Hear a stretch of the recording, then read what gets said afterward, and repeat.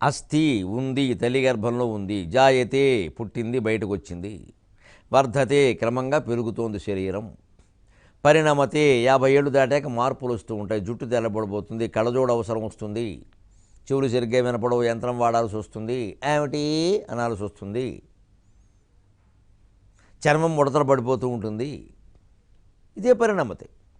క్రమంగా 70 కూడా దాటే క్షీయతే వచ్చిన నడక పోతుంది, వచ్చిన మాటలు పోతాయి, స్పృహ వచ్చి గుర్తుపట్టడం కూడా పోతుంది. అందరికీ అల్జీమర్సే. అంచేది ఇదంతా ఓ పెద్ద ఆల్జీబ్రా, గుండెగా బ్రా తీసేయి. చివరికి నశ్యతి, 6వ స్థితి పోతుంది. ఈ 6 వికారాలు లేనిది ఆత్మ. అంతే. క్షయ వృద్ధి వినిర్ముక్త యైనమక. ఇంకొక రకమైన ఊర్ములు అంటారు, షడూర్ములు అంటారు. అవి 3 జంటలుగా ఉంటాయి. క్షుత్పిపాసలు, శోకమోహాలు, జరామరణాలు. క్షుత్ పిపాస ఈ 2 శరీరానికి సంబంధించిన. క్షుత్ అంటే ఆకలి, పిపాస అంటే దాహం. శరీరం ఉన్నంతకాలం ఆకలి తప్పదు, దాహము తప్పదు. జరామరణములు, ముసలితనము తప్పదు, మరణము తప్పదు. ఈలోపు శోకము మోహము తప్పవు. మోహం ఉండడం వల్లే శోకం, శోకం వల్ల ఇంకాస్త మోహం.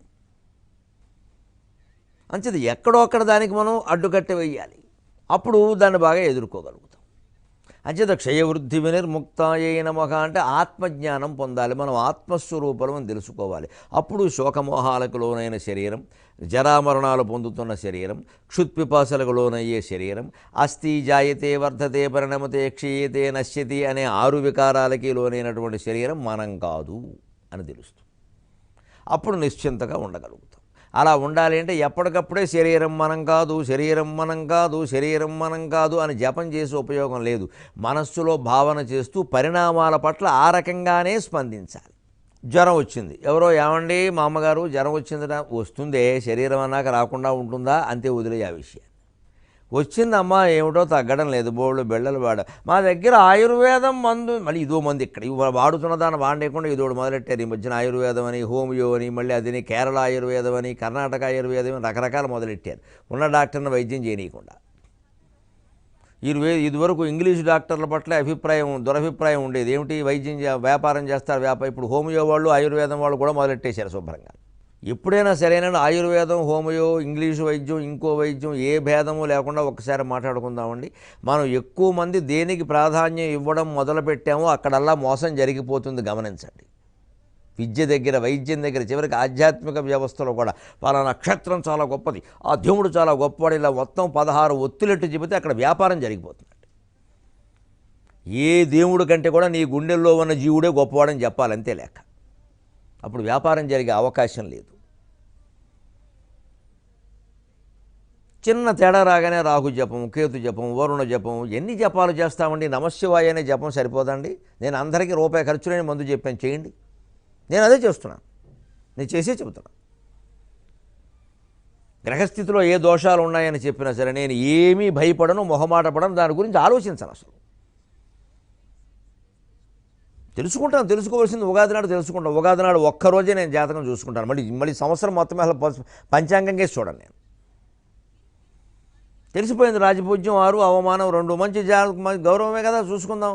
ఆదాయం 10, వ్యయమేమో 16, మంచిది, ఖర్చులు జాగ్రత్త పడదు, అయిపోయాయి. నెల చూసుకోవడం ఏంటి, వారం వారం చూసుకోవడం, రోజు చూసుకోవడం దౌర్భాగ్యం అంటారు దీన్ని. ఊరికే మన మనసులో భయాలు మనమే పెంచేసుకోవడం.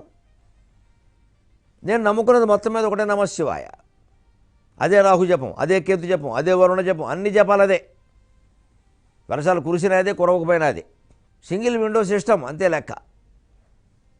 భగవచ్ఛక్తి అనేది విశ్వమంతా ఆవరించి ఉన్నప్పుడు, అది క్షయవృద్ధి వినిర్ముక్తంగా ఉంటున్నప్పుడు, అదే అమ్మవారిని తెలిసినప్పుడు మనం ఆ ఒక్క జపం చేయకుండా ఇవన్నీ ఎందుకు చేస్తున్నామండి? 33 కోట్ల దేవతల వల్ల పడిపోయి మొత్తం చిక్కుకుపోవా శాలిగూళ్ళలాగా? ఇన్ని రకాలు పెట్టుకోవాలా? సహజంగా మన మనస్సు ఆ అనారోగ్యానికి, ఆ కష్టానికి కొంచెం బలహీనపడడం వల్ల ఎవరో చెప్పగానే వెంటనే స్పందిస్తుంది. ఆ ఒక్కటే చేసేస్తే అయిపోతుంది. ఇప్పుడు చేస్తున్నది ఏమిటి?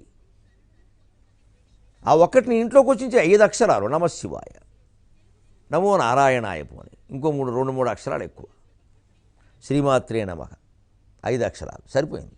ఇది కాదండి, మేమేదో అలవాటు పడ్డాం, శ్రీరామ జయ రామ జయ జయ, మరీ మంచిది, అక్షరాలు ఎక్కువ ఉన్నాయి, చేసుకో. ఏం పర్వాలేదు. అసలు ఈ నామం ఏది ముఖ్యం కాదు, దయచేసి గమనించండి. నేనేవో 3 నామాలు చెబుతున్నాను కదా, వాటిని పట్టుకుని వేలాడద్దు. మీరు చేస్తున్న నామం కూడా గొప్పదే, దాన్ని మార్చుకోవాల్సిన పని లేదు. అసలు ఈ మార్చుకోవడమైన ఆలోచనలోనే ఉంది దోషం అంతా. ఏం తప్పు చేస్తున్నామని మార్చుకోవాలి, ఏం దోషం చేస్తున్నామని మార్చుకోవాలి, ఏం నేరం చేసామని మార్చుకోవాలి. మన మనస్సులో ఉండే చాపల్యం తప్పితే సమస్తం భగవత్ స్వరూపమైన మనకే తెలుసును అందరూ చెబుతున్నారా? మార్చేసుకుంటాం ప్రతిదీ. చివరికి మతం మార్పిడి కోరానా ఘోరంగా. తల్లిదండ్రి పేర్లే మార్చుకోలేకపోతున్నాం, ఆధార్ కార్డు మీద ఉన్నాయి కాబట్టి అవి కూడా మార్చేస్తాం.